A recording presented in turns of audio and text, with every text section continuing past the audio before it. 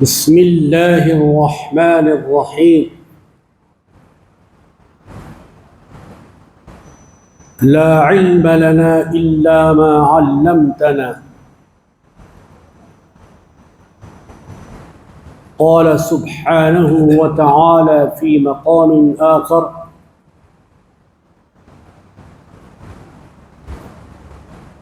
يرفع الله الذين آمنوا منكم والذين أوتوا العلم درجات وقال سبحانه وتعالى الرحمن علم القرآن وقال جل جلاله وعم نواله علمناه من لدنا علما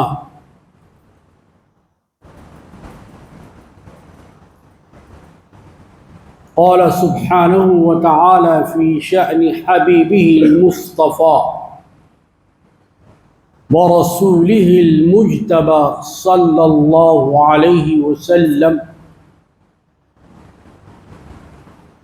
إن الله وملائكته يصلون على النبي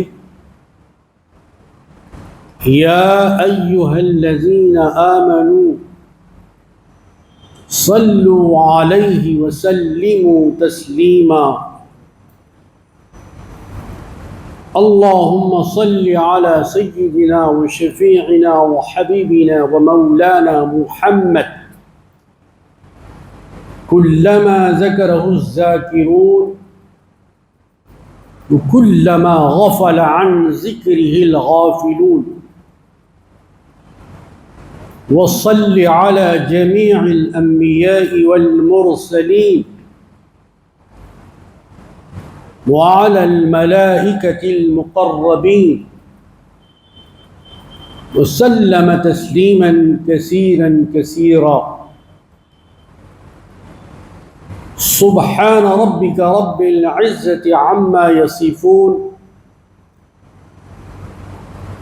سلام على المرسلين والحمد لله ربنا ورب العالمين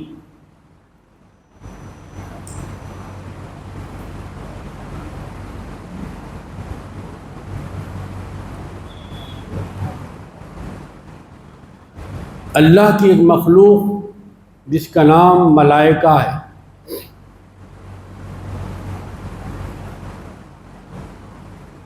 اللہ نے اس مخلوق کو نور سے بنایا، جس کو ہم اپنی زبان میں فرشتے کہتے ہیں۔ موجود تو ہیں لیکن ہم کو نظر نہیں آتے، ہماری آنکھیں ان کو دیکھ نہیں سکتی، وہ غائب ہیں، لیکن ان کے غائب ہونے پر ہمارا ایمان، جن چیزوں پر دیکھ کر ایمان لانا ہے اور جن چیزوں کو بغیر دیکھے ایمان لانا ہے، دونوں پر ہمارا ایمان۔ یہی مسلمان کی خصوصیت ہے، دیکھ کر بھی ایمان لاتا ہے،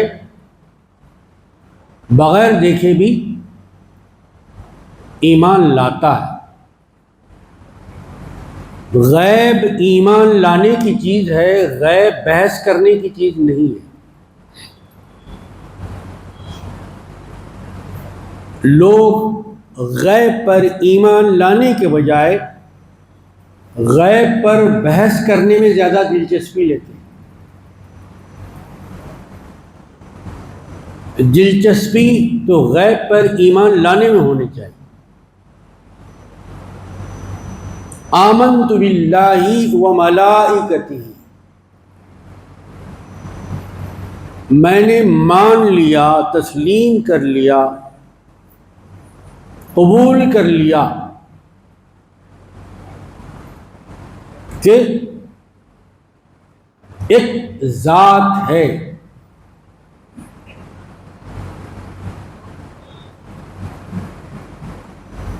ایک آقا ہے، میں جس کا غلام ہوں، ایک مالک ہے جس کا میں مملوک ہوں، ایک حاکم ہے جس کا میں محکوم ہوں، ایک غالب ہے جس کا میں مغلوب ہوں، ایک مقصود ہے جس کا میں قاصد ہوں، ایک مطلوب ہے جس کا میں طالب ہوں، ایک مشہود ہے جس کا میں شاہد ہوں، ایک مسجود ہے جس کا میں ساجد ہوں۔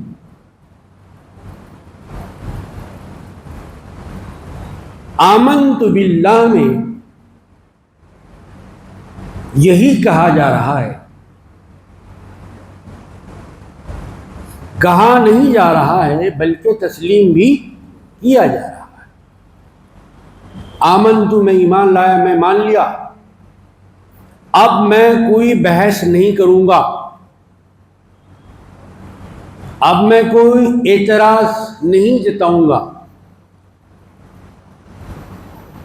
اب میں کوئی کراس کوشچن نہیں کروں گا،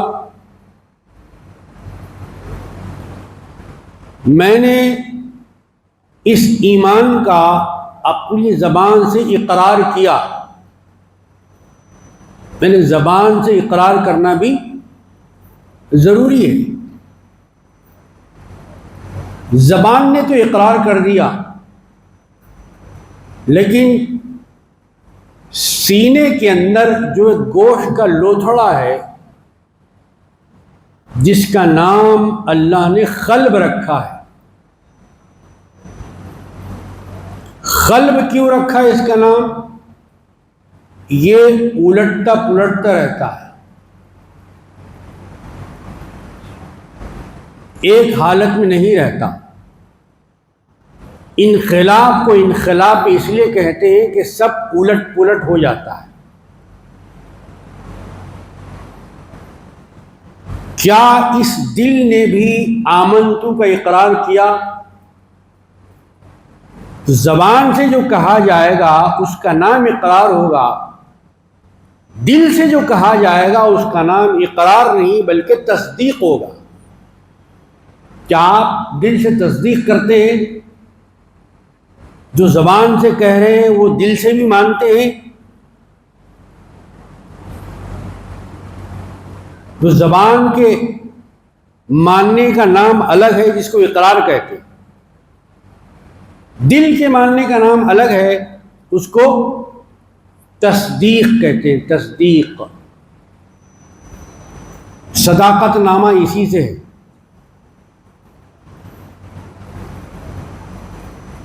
اس کے بعد پھر کہنے والا کہتا ہے کہ میں نے ملائکہ، ملک کی جمع ہے ملائکہ، فرشتوں سے انسان کا بڑا گہرا تعلق۔ فرشتے آسمان پر بھی ہیں، فرشتے ہوا میں بھی ہیں، فرشتے زمین پر بھی ہیں، فرشتے ہر انسان کے ساتھ ہیں، چاہے وہ مومن ہو یا غیر مومن ہو۔ یہ مسلمان بچوں کو ان کے صغر سنی یعنی بچپن سے ہی سکھایا جاتا ہے کہ تمہارے ساتھ دو فرشتے ہیں، مگر دکھائی نہیں دیتے۔ ان کا نام بھی بتا دیا گیا، فرشتوں کو چھپا دیا گیا لیکن نام بتا دیا گیا۔ یہ بھی اللہ کی حکمت ہے۔ ان دو فرشتوں کا نام کیا ہے جو انسان کے ساتھ رہتے ہیں؟ ان کا نام ہے کرامن کاتبین۔ وہ خاموش بیٹھنے والے نہیں ہیں، ان کا کام لکھنا ہے۔ جو بھی انسان کر رہا ہے، جیسا کر رہا ہے، جہاں کر رہا ہے، جس ملک میں کر رہا ہے، جس سرزمین پر، جس شہر میں کر رہا ہے، جس تاریخ میں کر رہا ہے، وہ تاریخ کے ساتھ وہ چیز نوٹ کرتے ہیں۔ آپ کو پتا ہے کہ اس جامع مسجد سکندرآباد میں فرشتے نماز پڑھتے ہیں، جہاں آپ نماز پڑھنے آتے؟ جی ہاں، جامع مسجد میں فرشتے نماز پڑھتے ہیں۔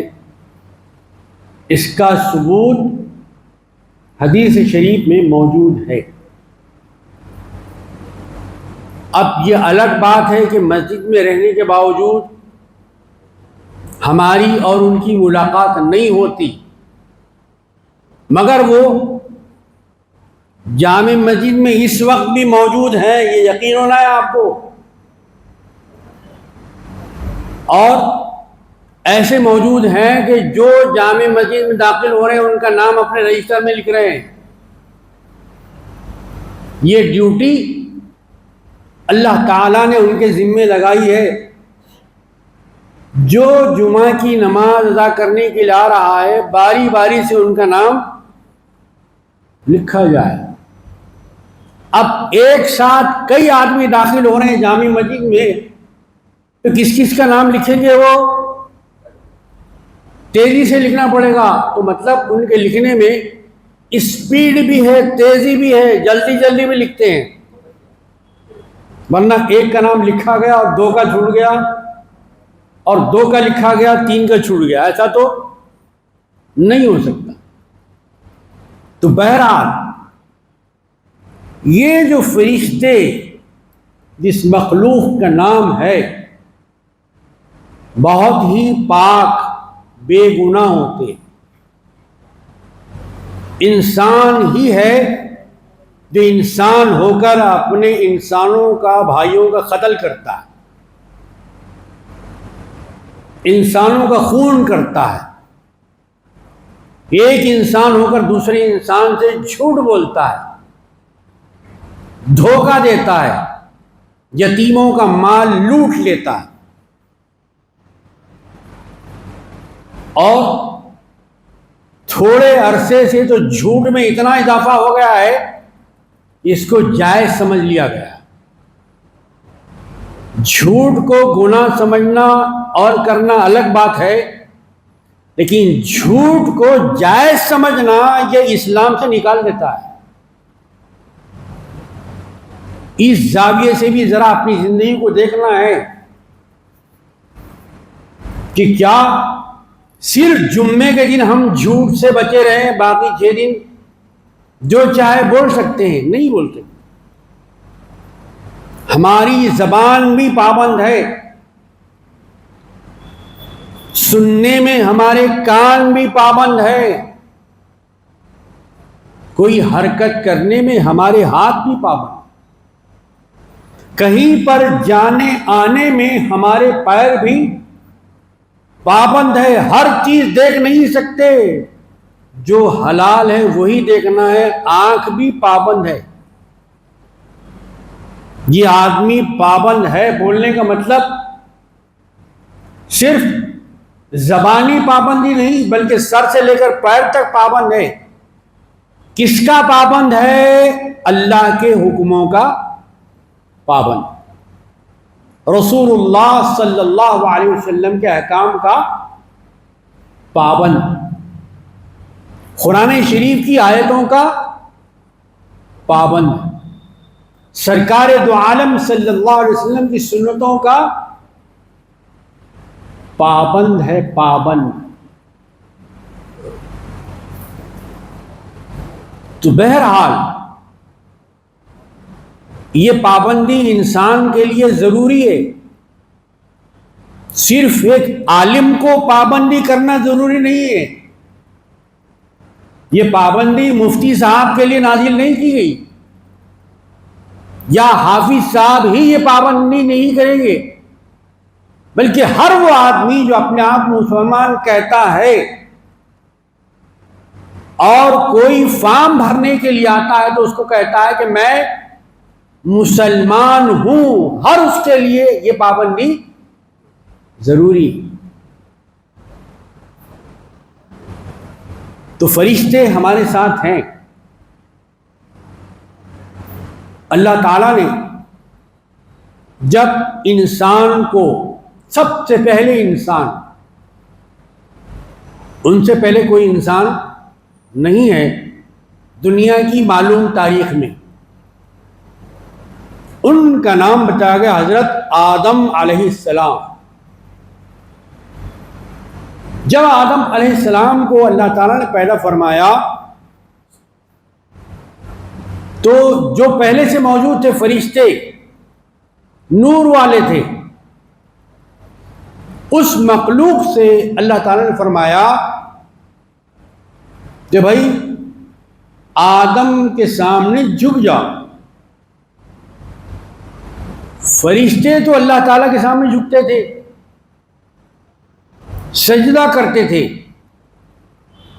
لیکن جس کو سجدہ کرتے تھے اسی کا حکم ہوا کہ آدم کو سجدہ کرو، جھک جاؤ.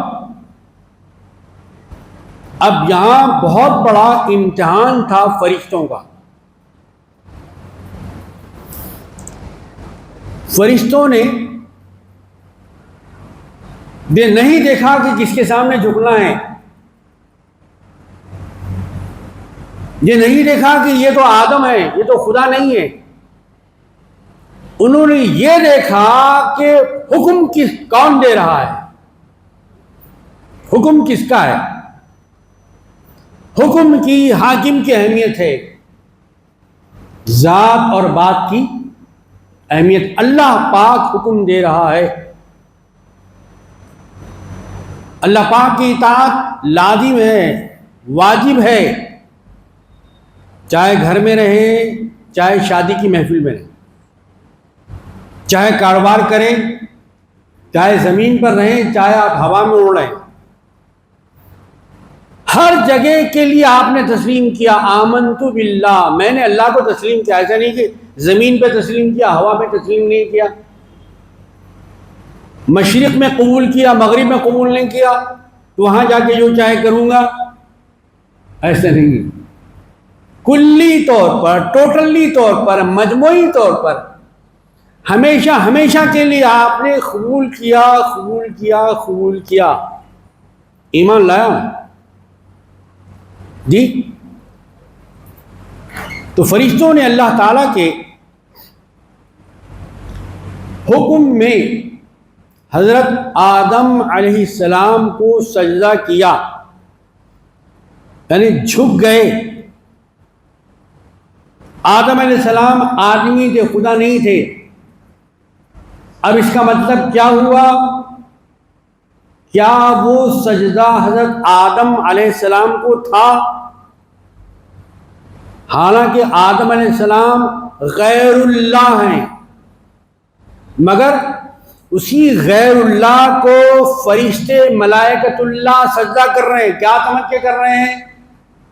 بالکل ایسے ہی سمجھ کے کر رہے ہیں جیسے مسلمان قبلے کی طرف سجدہ کرتے ہیں. کیا قبلے کو خدا سمجھ کے کرتے ہیں؟ قبلہ سمجھ کے کرتے ہیں، خدا سمجھ کے نہیں کرتے. وہ تو حاجیوں سے پوچھئے کہ بیت اللہ کے سامنے جا کے سجدہ کرتے ہیں. بھئی سجدہ اس پتھر کی عمارت کو کر رہے ہیں یا اللہ کو کر رہے ہیں؟ حاجی صاحبان فرمائیں گے کہ ہم سجدہ بیت اللہ کو نہیں کر رہے ہیں، اللہ کو کر رہے ہیں. یہ تو ایک سمت ہے، یہ تو ایک جہت ہے. ہم بیت اللہ کی تسبیح نہیں پڑھتے ہیں، ہم تو اللہ کی تسبیح پڑھتے ہیں. سبحان ربی الاعلی. سجدہ تو ہماری سمت میں بیت اللہ کے ہوتا ہے چونکہ وہ قبلہ ہے، تو ہم سجدہ تو اللہ تعالیٰ کو کرتے ہیں. ایسے ہی حضرت آدم علیہ السلام سمت تھے، جہت تھے، قبلہ تھے، سجدہ تو اللہ تعالیٰ کو تھا، وہ آدم علیہ السلام کو نہیں تھا. اس میں ایک اور دوسری بات یہ بھی بتانا تھا کہ اللہ پاک نے جو آدم علیہ السلام کو بنایا ہے بہت ہی معظم بنایا، بہت ہی مکرم بنایا. یہ بے علم نہیں بلکہ با علم ہے، یہ بے خبر نہیں بلکہ با خبر ہے، یہ ناواقف نہیں بلکہ یہ واقف ہیں. تو اللہ تعالی نے جو سجدہ کرایا فرشتوں کے ذریعے حضرت آدم علیہ السلام کا، اس کی وجہ کیا تھی؟ تو وہ لوگ جن کو اللہ تعالیٰ نے قرآن شریف کا علم عطا فرمایا، جنہوں نے محنت کی، مشقت کی، بھوکے رہے، پیاسے رہے، سینکڑوں میل کا سفر کیے، ان کی محنتوں کے پھل کے طور پہ اللہ نے ان کو کچھ علم عطا فرمایا. سمندر میں سے ایک خطرہ عطا فرمایا جس کے بارے میں خود اللہ پاک فرماتے ہیں وَمَا أُوتِيتُم مِّنَ الْعِلْمِ إِلَّا قَلِيلًا. اے انسانوں، ہم نے تم کو کچھ بتایا ہے، ایسا نہیں کہ جاہل رکھا، ناواقف رکھا. ہم نے تم کو جہالت کے اندھیروں میں نہیں چھوڑا بلکہ علم کا نور بخشا. اب علم دیا تو کتنا علم دیا؟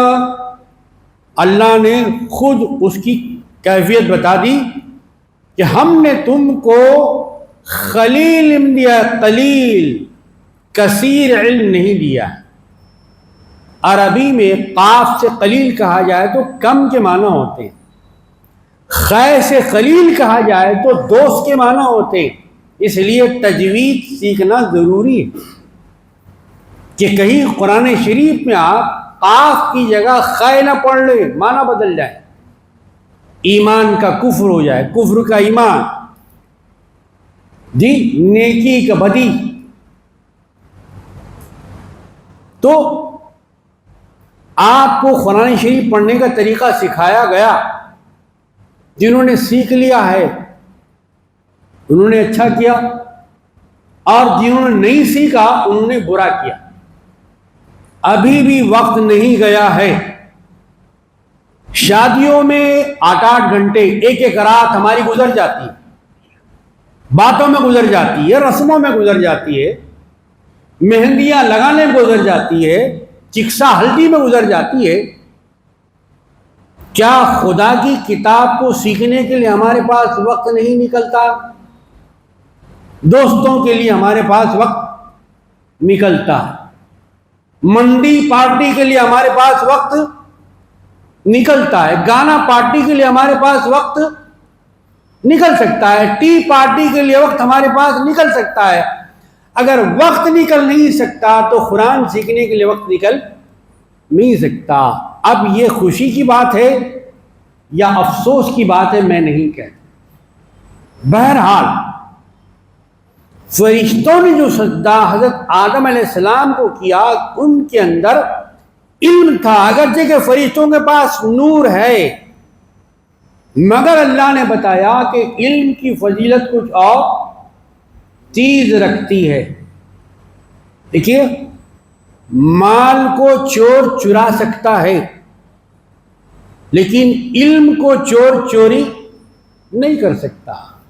کہ علم سینے میں ہوتا ہے، مال خزانے میں ہوتا ہے. مال جتنا خرچ کریں گے ختم ہو جائے گا، لیکن علم جتنا خرچ کریں گے اتنا ہی بڑھتا جائے۔ مال پرانا ہو جائے گا لیکن علم پرانا نہیں ہوگا۔ اولڈ از گولڈ کہا جاتا ہے سمجھانے کے لیے۔ عطر جتنا پرانا ہوتا ہے اتنا ہی خوشبو دیتا ہے۔ جی، قدیم چیزوں کی بڑی اہمیت ہوتی ہے۔ تو اللہ تعالیٰ نے جو حضرت آدم علیہ السلام کو فضیلت دی، فرشتوں پر جو مقام دیا، جو عظمت عطا فرمائی، جو رتبہ دیا، وہ علم کی وجہ سے ہے۔ انسان کو بھی اللہ نے حکم دیا کہ جب تمہارے بابا نے علم حاصل کیا تو بیٹے کیسے علم سے محروم رہ سکتے ہیں؟ بابا اگر عالم ہے، عالم کا مطلب پڑھے لکھے ہیں، کیا ہر آدمی عالم بن سکتا ہے؟ کیا ہر آدمی حافظ بن سکتا ہے؟ کیا ہر مسلمان مفتی بن سکتا ہے؟ جن کو عالم بننا ہے وہ عالم بنے، جن کو حافظ بننا ہے وہ حافظ بنے، جن کو ڈاکٹر بننا ہے وہ ڈاکٹر بنیں گے، جن کو سائنٹسٹ بننا ہے وہ سائنٹسٹ بنیں گے، جن کو فلاسفر بننا ہے وہ فلاسفر بنیں گے۔ اسلام میں ایسا کہیں بھی نہیں کہ ہر آدمی عالم بن جائے سب چھوڑ کے، اور اسلام میں ایسا بھی کہیں نہیں ہے کہ ہر آدمی سب چھوڑ کے انجینئر بن جائے۔ یہ الگ بات ہے کہ کئی انجینئر ڈگریاں لے کے بے روزگار ہیں، کئی ڈاکٹر ایسے ہیں کہ جن کو نوکری نہیں مل رہی ہے، ہڑتال کر رہے ہیں، بھوک ہڑتال کر رہے ہیں۔ یہ الگ بات۔ علم حاصل کرنا ہے، آپ وہ علم حاصل کرنا ہے جس علم کا تعلق دنیا سے ہے، وہ علم بھی حاصل کرنا ہے جس کا تعلق آخرت سے ہے۔ کیونکہ جتنی جامع، معنی، کامل، اکمل، مکمل اور پوری دعا اللہ نے سکھائی، ایسی دعا کسی بھی مذہب میں موجود نہیں ہے۔ یہ قرآن کا اعلان۔ اتنی پیاری دعا مسلمان کو سکھائی گئی، لیکن مسلمان ہے تو نماز تو پڑھتا ہے لیکن دعا کو چھوڑ کے بھاگ جاتا ہے۔ پتہ نہیں اس کا گھر جل رہا ہے، یا اس کے پلین کا نکلنے کا وقت ہو گیا ہے، یا دعا کرتے ہوئے اس کی جان قبض کر لی جائے گی۔ اب نہیں معلوم کہ اس میں کیا ہو سکتا ہے، جبکہ دعا کے بارے میں یہ ہدایت اسلام نے دی ہے۔ جس مذہب کے خانے میں آپ اسلام لکھاتے ہیں میں مسلمان ہوں، اس اسلام مذہب کی یہ تعلیم ہے کہ مسلمانوں تم کو معلوم ہونا چاہیے جس طریقے سے عبادت خدا کی ضروری ہے، تم کو یہ بتانے کے لیے کہ میں پہاڑوں کا ساجد نہیں ہوں، میں سمندروں کے آگے سجدہ ریز نہیں ہوتا، میں جھاڑوں کو معبود نہیں سمجھتا، میں شیروں کے سامنے اپنا ماتھا نہیں دیکھتا، میں تو ایک خدا کو مانتا ہوں۔ ویسے سجدہ ضروری ہے، قیام ضروری ہے، رکوع ضروری ہے، خادہ ضروری ہے، التحیات ضروری ہے، اور عبادت کے اس عمل سے نکلنے کے لیے، ختم کرنے کے لیے جیسے سلام ضروری ہے دائیں اور بائیں، ویسے اس سلام کے بعد دعا بھی ضروری ہے۔ کیوں بھائی؟ کہا کہ الدعاء مخ العبادہ، دعا تو آپ نے کر لی لیکن اس کا مغز بھی تو حاصل کرنا ہے۔ کہا کہ دعا کا یہ عبادت کا مغز کیا ہے؟ کہا کہ عبادت کا مغز دعا ہے۔ بہت سے ہمارے بھائی پتہ نہیں کیا سمجھتے کہ گراہک چلے جائے گا، پتہ نہیں کیا سمجھتے کہ ان کی روح نکل جائے گی، ارے اس سے اچھا ہو کہ مسجد میں آپ کی روح نکلے، بازار میں نکلے تو اچھا ہی ہے نا بھائی۔ عزیزان گرامی، دعا بھی ایک مقام، دعا بھی ایک عبادت، دعا بھی ایک عمل ہے، اچھا عمل ہے، بہترین عمل ہے۔ آپ جب ملتے ہیں کسی سے، سلام کرتے ہو، جب بچھڑتے ہیں تو کہتے ہیں میرے لیے دعا کیجیے۔ حاجی صاحبان کو حج ہاؤس سے وضع کرنے کے لیے آ رہے، چھوڑنے کے لیے آ رہے، کیا کہتے ہیں؟ میرے لیے دعا کیجیے۔ ارے وہ بعد میں کریں گے بھائی، پہلے آپ کو اپنے لیے دعا کرنا ہے۔ آپ کب کریں گے اپنے لیے؟ آپ کو اپنے لیے دعا کرنا ہے، اپنے مرحومین کے لیے آپ کو دعا کرنا ہے، اپنے والدین کے لیے آپ کو دعا کرنا ہے، اپنے مرحومین کے لیے آپ کو دعا کرنا ہے۔ انسان تو مر جاتا ہے، سمجھتے ہیں لوگ تعلق ختم ہو گیا، اب کوئی سمبند نہیں، کوئی رشتہ نہیں، لیکن نہیں، اسلام نے بتایا۔ اگر آپ سمجھنا چاہیں اسلام کو تو بہت آسان، نہیں سمجھنا چاہیں تو کوئی بھی آپ کو سمجھا نہیں سکتا۔ نام کے رہیں گے آپ، نام کے۔ جب آدمی گزر جاتا ہے تو نہ نماز پڑھتا ہے، نہ روزہ رکھتا ہے، نہ اذان دیتا ہے، نہ قرآن پڑھتا ہے، نہ خیرات کر سکتا ہے، کچھ بھی نہیں کر سکتا۔ وہ تو زندگی کے اعمال، جب تک اس کے اندر روح موجود تھی۔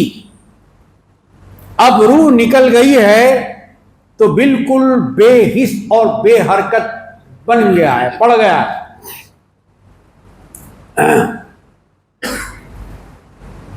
لیکن ایک چیز ہے، وہ تو کچھ نہیں کر رہا ہے، دوسرے کے عمل سے اس کو فائدہ پہنچتا ہے۔ دیکھیے ابھی میں بیان کر رہا ہوں، یہ جناب آئے چٹھی لے کے، اور وہ چندے کی تو چٹھی نہیں ہوگی، یہ خود ہاتھ کیوں نہیں اٹھاتے؟ کیا یہ گونگے ہیں؟ کیا ان کو دعا کا طریقہ نہیں معلوم؟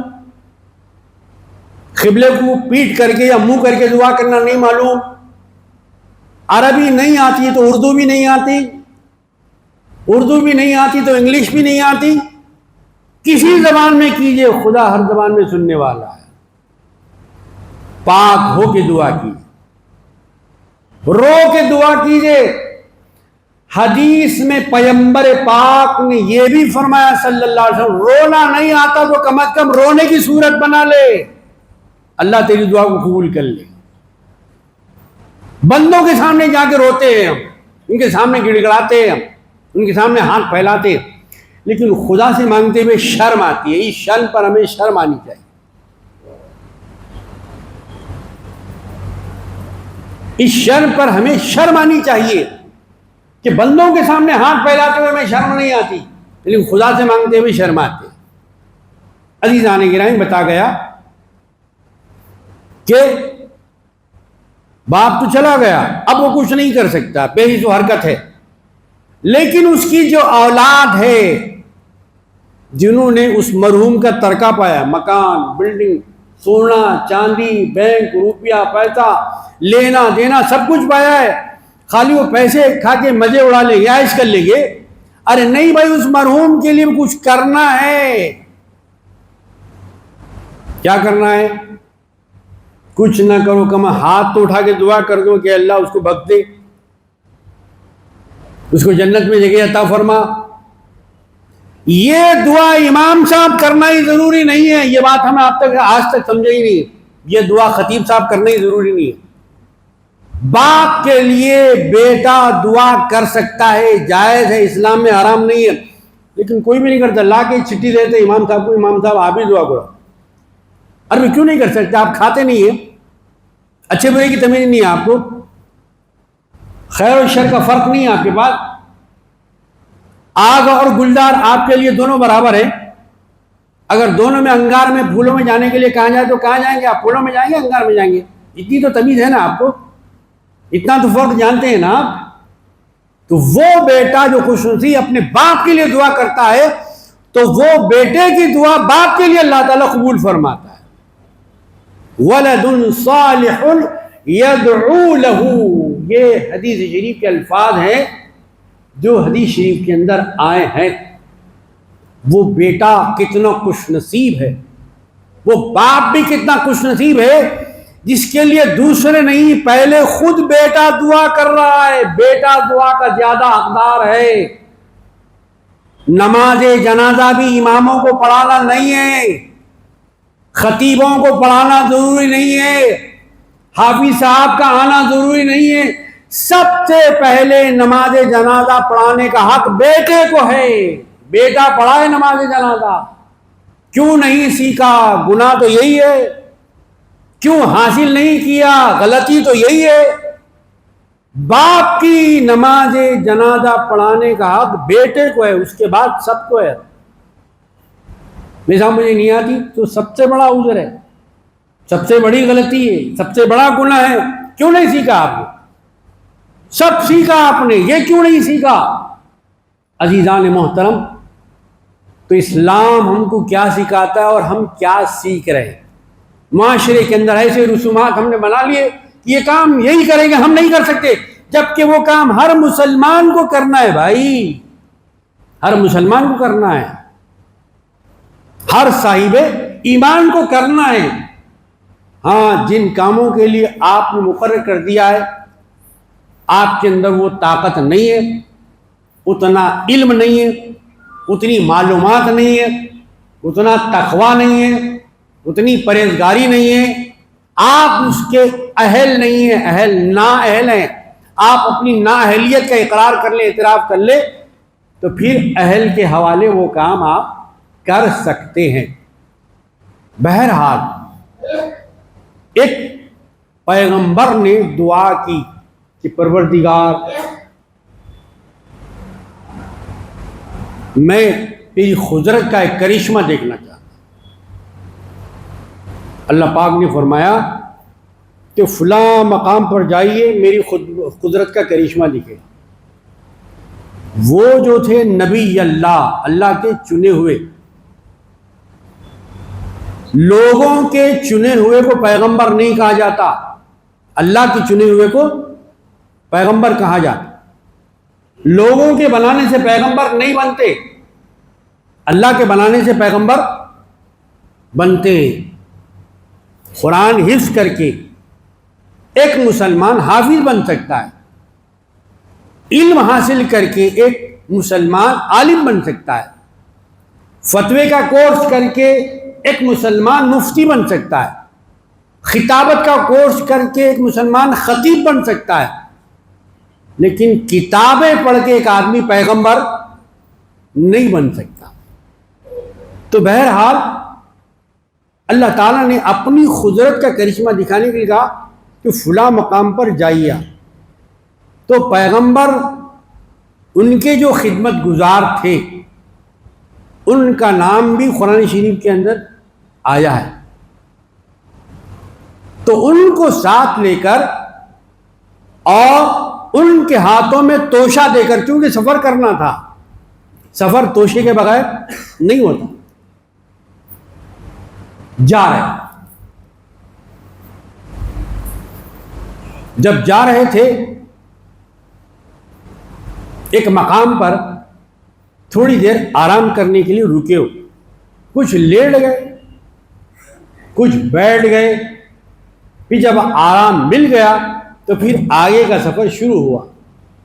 اور جب کچھ میل چلے تو پیغمبر نے ان کے جو خدمت گزار تھے ان سے کہا کہ بھائی اتنا ہم چل کے آئے ہیں، بھوک لگ رہی ہے، توشہ نکالو.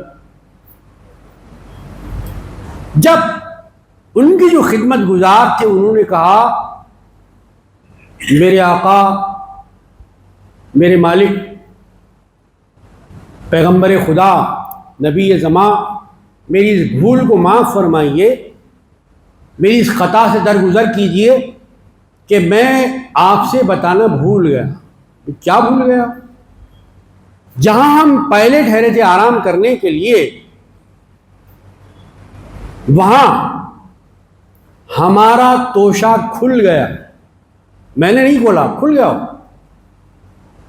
اس میں جو مچھلی ہم نے پکا کے لائی تھی زندہ ہوئی اور سامنے دریا تھا اس میں چلی گئی. یہ کوئی کہانی نہیں سنا ہو، ٹی وی کا کوئی سیریل نہیں ہے، قرآن مجید میں، قرآن مجید میں پڑھیے قرآن مجید، معلوم ہوگا آپ کو اللہ نے علم کی فضیلت، علم کے زاویے، علم کے گوشے کیسے بیان فرمائے۔ بھی پیغمبر نے فرمایا کیوں نہیں کہا کہ حضور مجھ سے غلطی ہوگی، بھول گیا، سہو ہو گیا، نسیان ہو گیا۔ تو پیغمبر زمان نے فرمایا کہ وہی تو مقام تھا جہاں وہ اللہ کا بندہ ملنے والا ہے، اس کی نشانی تھی وہ۔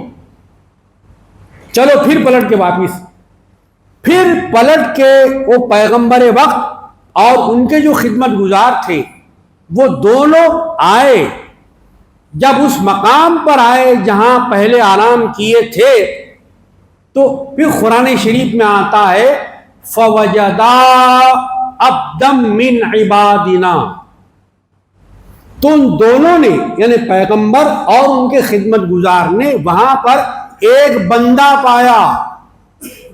وہ بندہ پیغمبر نہیں تھا، وہ بندہ نبی نہیں تھا، وہ بندہ رسول نہیں تھا، وہ بندہ ولی اللہ تھا، ولی اللہ۔ جب گئے تو دیکھیے کہ وہاں بیٹھے ہوئے فوجدا، ان دونوں نے پایا عبدا من عبادنا، ہمارے بندوں میں سے ایک بندہ۔ اللہ جس کو کہے بندہ تو کتنا خوش نصیب بندہ ہوا۔ سب کہتے ہیں اے اللہ میں تیرا بندہ ہوں، سب غلام کہتے ہیں اپنے بادشاہ سے میں غلام ہوں۔ حقیقت میں غلام وہ ہے جس کو بادشاہ کہے کہ یہ میرا غلام ہے۔ محمود کے دربار میں کتنے غلام تھے، لیکن پسندیدہ کون تھا؟ جس کا نام ایاز تھا۔ تو بہرحال قرآن مجید میں آتا ہے کہ وہاں پر پیغمبر اور ان کے خدمت گزار نے ایک بندہ پایا، علمناہ من لدنا علما، یہ بندہ خالی نہیں تھا بلکہ اس بندے کو ہم نے سکھایا تھا۔ اللہ تعالیٰ فرمانے ہم نے سکھایا تھا۔ دیکھیے کچھ بندے ایسے ہوتے ہیں جن کو بندہ سکھاتا ہے، اللہ تعالیٰ کے کچھ بندے ایسے ہوتے ہیں جن کو خود اللہ سکھاتا ہے۔ علمنا، ہم نے سکھایا، ہم نے پڑھایا، ہم نے واقف کروایا۔ وہ کون تھے جناب؟ وہ بندہ کون تھا؟ جب قرآن مجید کی آپ ماہرین سے اس آیت کی تفسیر، تشریح، توضیح پوچھیں گے تو وہ آپ کو بتائیں گے اور وہ آپ کو ماننا پڑے گا کہ وہ بندہ کوئی اور نہیں تھا، وہ بندہ حضرت خضر علیہ السلام تھے۔ حضرت خضر علیہ السلام تھے، خضر علیہ السلام جن کو اللہ پاک نے پیدا فرمایا۔ پھر قرآن مجید میں یہ بھی آتا ہے کہ ان کی کیا خصوصیت تھی۔ ان کی خصوصیت یہ بتائی گئی، ان کا نام بھی خضر اس لیے رکھا گیا کہ جس بنجر سرزمین پر حضرت خضر علیہ السلام پیر رکھ دیتے تھے تو پاؤں کے نیچے گھاس نکل جاتی تھی۔ تو گھاس ہری ہوتی ہے، سرسبز ہوتی ہے، شاداب ہوتی ہے، ہری ہوتی ہے۔ گنبد خضرا کو بھی خضرا کیوں کہتے ہیں؟ وہ گنبد ہرا ہے جی، ہرے کو ہرا کیوں کہتے ہیں؟ وہ خضرا ہے۔ تو حضرت خضر علیہ السلام کی یہ خصوصیت تھی کہ جہاں پاؤں رکھتے وہاں پر گھاس نکلا۔ اس کے بعد پھر اب چلے کہ بھئی آپ کو اللہ پاک نے خاص علم عطا فرمایا، یہیں سے تقسیم ہو جاتی ہے قرآن سے۔ یہ انسان کی تقسیم نہیں ہے، رحمانی تقسیم ہے۔ سمجھنا چاہیے، لوگ اعتراض کرنا جانتے ہیں، جاننا نہیں چاہتے، صرف اعتراض کرنا، کمنٹس کرنا، اور اس کے اوپر جناب گنجائش نکالنا، کسی بھی طریقے سے حملہ کرنی۔ سمجھنے کا مادہ ختم ہوتا جا رہا ہے۔ اسلام لڑنے کا مطلب نہیں ہے، بار بار آپ کی خدمت میں یہ بات رکھی جا چکی ہے، اسلام لڑنے کا نہیں، مناظرے کا نہیں، ناظرے کا مطلب ناظرے کا۔ پہلے ناظرہ پڑھیے قرآن، دیکھ کے پڑھنا سیکھیے، زیر کیا ہے، زبر کیا ہے، تجدید کیا ہے، سکون کیا ہے، وقف کیا ہے، غیر وقف کیا ہے, کہاں رکنا لازم ہے, کہاں رکنا لازم نہیں ہے, آیت کا مطلب کیا ہے, گول دائرہ کیا ہوتا ہے, میم کا مطلب کیا ہے, لام الف کا مطلب کیا ہے, عین کا مطلب کیا ہے, یہ جاننے کے بجائے دوسری باتیں جاننے میں ہماری اتنی دلچسپی ہے جیسا کہ اسی پہ ہماری قیامت ہوگی اور اسی باتوں کا ہم سے خبر میں سوال و جواب ہوگا. جن باتوں کا سوال جواب ہونے والا نہیں اس کی تو فکر نہیں ہے, اور جن باتوں کا سوال جواب ہونے والا ہے اس کی بڑی فکر. ارے صاحب واٹس ایپ پہ ایسا آ رہا, اور وہ صاحب ایسا بول رہے ہیں, اور وہ ایسا بول رہے ہیں, ارے خدا کیا بول رہا ہے میرے بھائی یہ دیکھ, تیرے پیغمبر کیا بول رہے ہیں یہ دیکھ, قرآن شریف میں کیا حکم ہے یہ دیکھ. اب وہ پیغمبر اور وہ خدمت گزار حضرت خضر علیہ السلام کے ساتھ چلے تو خضر علیہ السلام نے فرمایا, اے خدا کے پیغمبر, انکا لن تستطیع معی صبرا, آپ پیغمبر ہیں, آپ جلیل القدر ہیں, آپ صاحب عظمت ہیں, آپ صاحب تاج نبوت ہیں, لیکن میرا معروض ادب ہے کہ میرے کام اللہ نے کچھ جو میرے ثبوت کیا وہ بالکل عجیب و غریب ہے, سمجھ میں نہیں آتا.